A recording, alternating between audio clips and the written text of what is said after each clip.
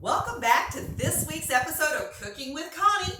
And remember what I told you last week. I just want to give you a reminder, and if some people haven't been watching on a regular basis, you can go to the Bargain Center in Montgomery, Indiana, and get Connie's baking mix out there, which are all the flours you can combine together to give you your flour substitute for gluten-free baking. This is going to make it really easy because you can use cup for cup in your cakes, your cookies, whatever you want to do. Use this baking mix in place of flour. Remember that this baking mix cuts the calories in half and the carbohydrates. So if you have people that are diabetic, this would be a much better option if they're going to eat sweet treats, because you're going to cut those sugars that they're going to have. So Connie's gluten-free baking mix is now found at the Bargain Center in Montgomery, Indiana. You can buy it right there.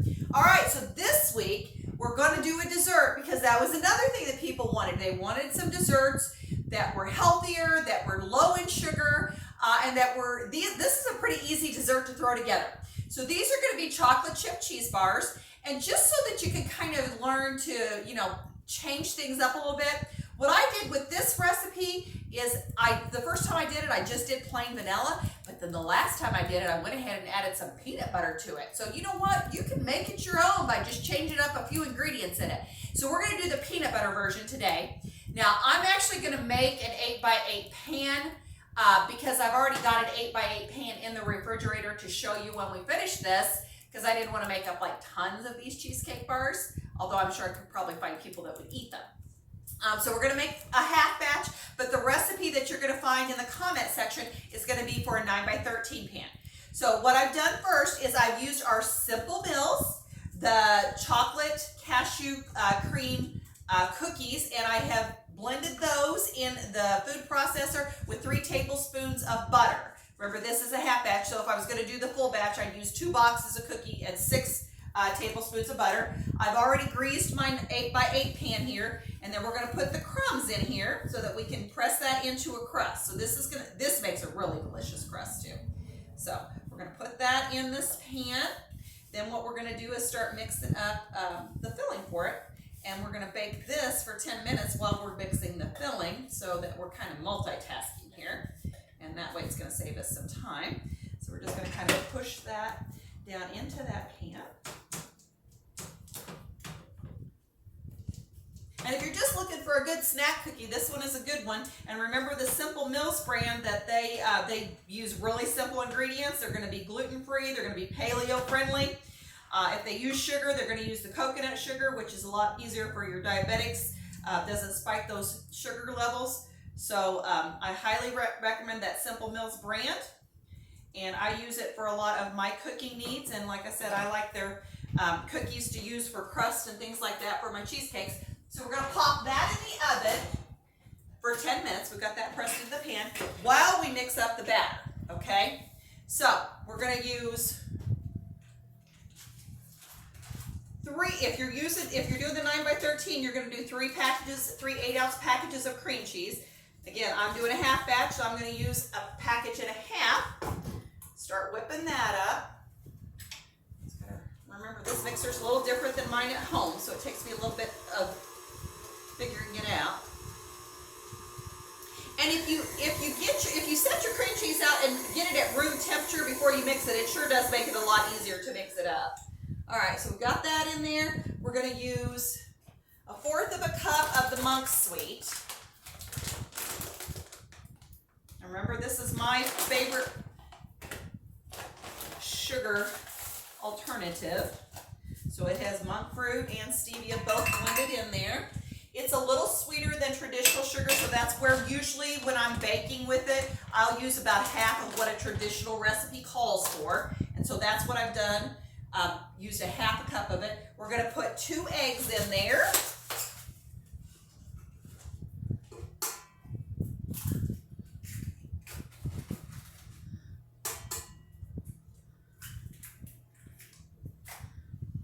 Start whipping that up.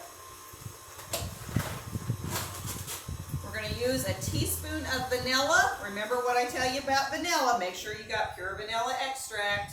Don't go cheap on the vanilla. That's what's going to give you a lot of flavor. And if I was doing plain, I might even throw a little almond extract in there. That gives it a nice flavor too. And we're going to add 1/4 cup of peanut butter. And remember, with peanut butter, we want to do the natural peanut butter, so we're staying away from those trans fats. So trans fats are those hydrogenated oils that man has kind of messed up. So let me get my peanut butter open. I got a brand new jar of Jif. So it doesn't have those hard oils in here. I myself am a crunchy fan, and I like it even for baking because I kind of like to have those little nuts in there. Kind of makes me feel like I'm getting a little something there. So we're going to go ahead and scoop some of this in here, measure it out. So I'm going to put about 1/2 cup of peanut butter in it, and you could do that to whatever level you want. If you want more peanut butter because you want more of a peanut butter flavor, just put more peanut butter in it. I could just scoop some peanut butter in it too.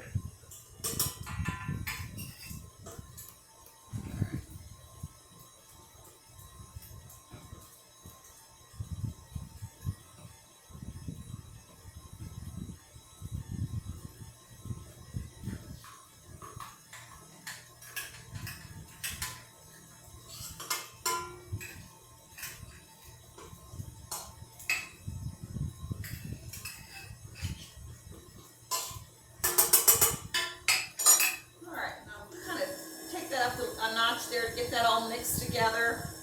A lot of times when you're mixing and you're using cream cheese and stuff, some of the cream cheese gets stuck on the side. So what I do about halfway through is just go ahead and use my spatula to make sure that the harder cream cheese that's kind of gotten smashed down there gets incorporated in with it. So I stir it, make sure that I get it all off the bottom and the sides.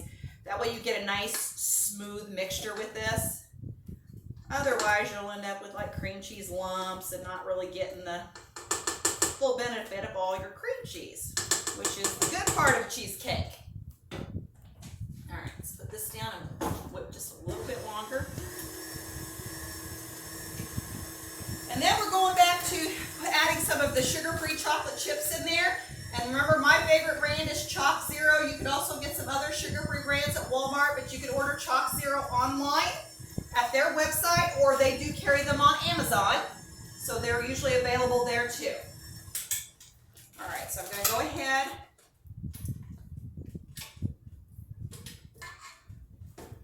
lift that up, make sure we get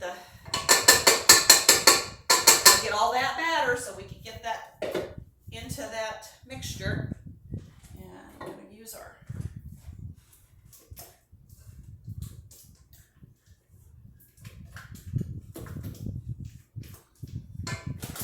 So I'm going to pour, it calls for 1 cup of semi-sweet chocolate chips in it. So, and then we're going to put some on top of it. So, again, you know me, I'm not an exact science as far as the exact measurement. So I just kind of poured some chocolate chips in there. Let's see how our crust is coming.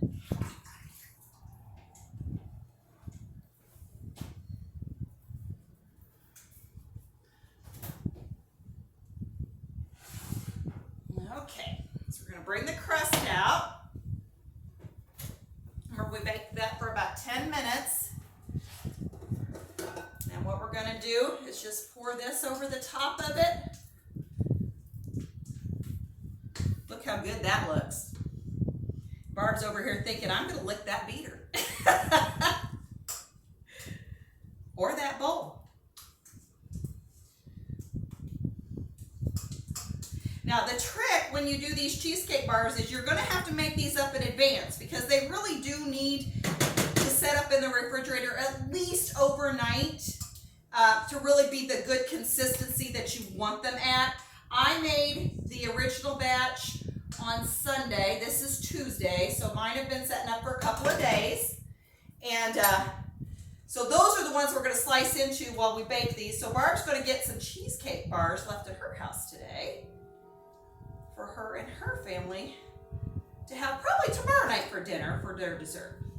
So we'll spread that out in there, and then we're going to sprinkle the rest of the chocolate chips on top.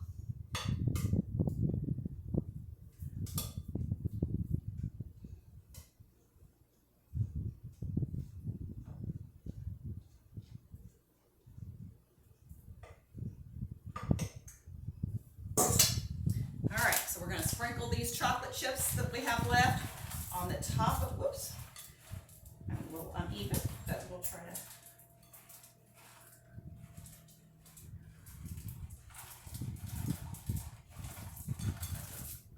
Okay, so now we're going to bake this at 325 degrees for 40 to 45 minutes is what the recipe calls for, and we'll let you know the baking time when we get it done.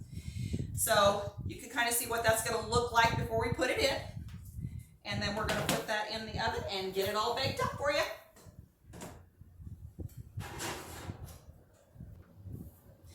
Welcome back, and we've gotten our peanut butter chocolate chip cheesecake bars completed. Remember, we bake them for 40 minutes, then we're going to let them cool at room temperature. When they're cool, then you put them in the refrigerator. You want to let them set up at least overnight, but a couple days really works better to get the consistency that you want. So let's see how these things taste. Oh my goodness, so good. So that is this week's episode of Cooking with Connie. Remember to like, share, subscribe. We're going to have that recipe in the comment section. And remember to get to the bargain center to get that baking blend so you can start baking up all those yummy gluten-free products. Make good choices.